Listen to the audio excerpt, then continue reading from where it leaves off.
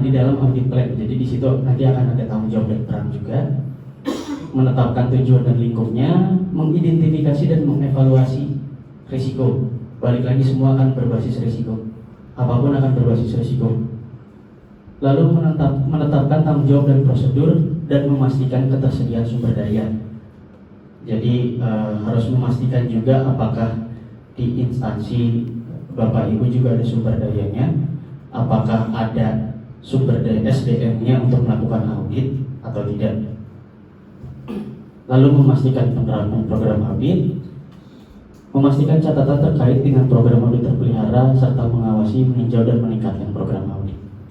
Ini tanggung jawab dan peran yang ada di dalam audit plan. Ini penetapan ruang lingkupnya. Ada ukuran organisasi, sifat organisasi, fungsi, kompleksitas, serta tingkat kematangan organisasinya. Ini nanti ada di dalam, semuanya ada di dalam kertas kerja audit plan. Jadi di dalam audit plan isinya sudah ada hal-hal ini semua. Jadi kita menentukan hal ini dan kita tuangkan ke dalam dokumen atau kertas kerja audit plan. Lanjut. Nah, ini ruang lingkup program. Di audit plan juga di dalam kertas kerjanya, di dalam dokumen audit plan juga kita sudah menentukan ruang lingkupnya. Ruang lingkup dari ini dari instansi ya, dari instansi yang ingin diaudit, mereka sudah menentukan ruang lingkup, dan kita biasanya instansi itu, organisasi itu mereka itu masih terlalu lebar menentukan skopnya. Nah, ini tugas dari auditor juga. Kita mewawancarai, kita bekerja sama dengan auditan itu, kita menentukan ruang lingkupnya juga. Karena ini akan menjadi membantu Bapak Ibu sekalian sebagai seorang auditor dalam melakukan audit. Karena kalau terlalu lebar skopnya, itu akan susah. Bapak Ibu akan kesulitan sendiri. Jadi ini Bapak Ibu membantu dari auditan itu untuk mengerucutkan skopnya, ruang lingkupnya. Jadi ini Bapak Ibu harus membantu. Saat proses wawancara nih, saat proses kick-off meeting, kita mulai merencanakan audit plan dengan auditan, ruang lingkupnya apa, yaitu kita harus membantu. Kalau misalnya yang tadi saya contohkan data center terus saja ya, lebih ini biar sama. Auditan instansi sudah menentukan kalau saya ingin melakukan sertifikasi di data center. Nah, itu tugas Bapak Ibu yang menanyakan kembali, apa yang mau disertifikasi di data center. Nanti dari auditan itu pasti akan bingung, itu pasti. Nah, kita mau data center disertifikasi, Bapak Ibu yang harus menjelaskan proses sertifikasi bukan hanya yang secara global seperti itu. Mau yang seperti apa? Mau bagian apa dari data center yang disertifikasi? Apakah tadi hanya operasional? Operasional bisa dibagi dua. Apakah itu di SOC-nya atau di NOC-nya? Atau misalnya di luar dari operasional, apakah proses administrasinya? Ataukah di perimeter keamanan fisiknya? Ataukah di desain bangunannya? Itu harus dispesifikan oleh Bapak Ibu. Itu Bapak Ibu lah yang membantu auditan untuk menspesifikan. Tinggal nanti auditor lah yang menentukan. Oke, kita mau di bagian apa? Sebagai contoh, kenapa saya bilang harus spesifik ya? Data center kami juga sama, kita sudah sertifikasi. Itu di bagian desain dan di bagian, saya lupa satu lagi. Dan bagian facility. Desain dan facility. Itu yang disertifikasi. Operasional belum. Jadi kita sudah desain dan facility. Jadi harus mengerucut seperti itu. Tidak bisa data center semuanya. Data center bagian apanya nih? Data center kami sudah tersertifikasi. Pertama di bagian desain terlebih dahulu. Nanti Bapak Ibu juga begitu, harus membantu di instansi yang akan diaudit mengerucutkan mau bagian apa yang disertifikasi, mau bagian apa yang diaudit. Jadi jangan cuma ngomong data center dan secara luas data center itu tidak. Itu nanti Bapak Ibu yang akan kebingungan sendiri. Kalau proses audit nanti Bapak Ibu yang akan kebingungan. Oke, ini ruang lingkupnya dipengaruhi apa saja ya? Ruang lingkup tujuan waktu, jumlah kepentingan, faktor-faktor yang mempengaruhi efektivitas manajemen, standar, peraturan, dan persyaratan kontraktual serta kriteria lain. Hasil dari audit sebelumnya, kalau sudah ada audit, kalau sudah pernah dilakukan audit, baik itu self assessment, baik itu audit sendiri, audit mandiri, atau audit yang lain, ya itu harus kita terima, itu harus kita minta juga datanya. Bahasa budaya dan isu sosial, kepentingan dari pihak-pihak lain. Ini apakah dari stakeholder, misalnya balik lagi saya menggunakan data center, kepentingan pihak-pihak lain. Data center kami, kebetulan saya di Pusdatik, stakeholder kami adalah BSSN. Stakeholder kami itu BSSN, kami tidak ke kementerian lain. Memang stakeholder kami hanya internal BSSN. Nah, keluhan-keluhannya itu harus kita cari tahu. Itu pasti ada data dari auditannya. Di tempat saya pasti ada data keluhan-keluhannya.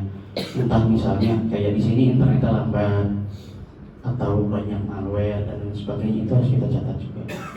Itu kepentingan dari stakeholder. Kalau di bagian lain, misalnya Bapak Ibu ada stakeholdernya dengan kementerian lain, itu juga sama, dicatat juga. Biasanya kan ada layanan pengaduan. Nah, itu diambil saja dari layanan pengaduan. Lalu perubahan yang mendasar dalam organisasi dan operasinya, kalau ada perubahan dari desain awal, yang tadi misalnya dari desain awal sampai dengan terakhir implementasinya itu seperti apa, itu harus kita minta juga datanya. Ketersediaan informasi dan teknologi informasi mendukung aktivitas audit, misalnya menggunakan metode jarak jauh. Lalu ketidaksesuaian yang terjadi baik dari internal maupun eksternal, kegagalan produk dan bocornya keamanan informasi. Ini ruang lingkup di program. Identifikasi dan evaluasi risiko. Terdapat risiko yang bervariasi terkait penetapan, implementasi, pemantauan, dan peningkatan suatu program. Mengembangkan program, risiko-risiko yang dapat terkait, pertama dari perencanaannya. Ini kegagalan dan menetapkan tujuan audit dan ruang lingkup program audit. Tadi yang masalah scope, kalau terlalu besar nantinya pasti akan bisa terjadi kegagalan, risikonya banyak. Di sisi auditor, risikonya akan banyak kalau misalnya kita gagal menentukan scope-nya. Pun juga kalau ternyata scope-nya, ruang lingkupnya itu discontinue nih ke depannya. Misal Bapak Ibu ingin diminta untuk melakukan audit sistem elektronik, sistem informasi. Dalam pelaksanaan audit, misal audit kita sudah tentukan 3 bulan.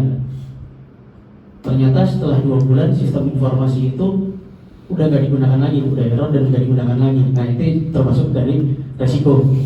Jadi kita harus melihat juga kita rencanakan juga. Jadi kita harus menentukan resiko-resiko di sisi auditornya. Kalau kita melakukan audit ini resikonya apa? Kalau kita melakukan audit ini risikonya apa? Itu seorang auditor harus sudah bisa membaca seperti itu. Lalu itu dari sisi perencanaannya. Lalu dari risiko dari sisi sumber daya, kurangnya waktu dalam pelaksanaan. Ini juga harus berhati-hati, kurangnya waktu.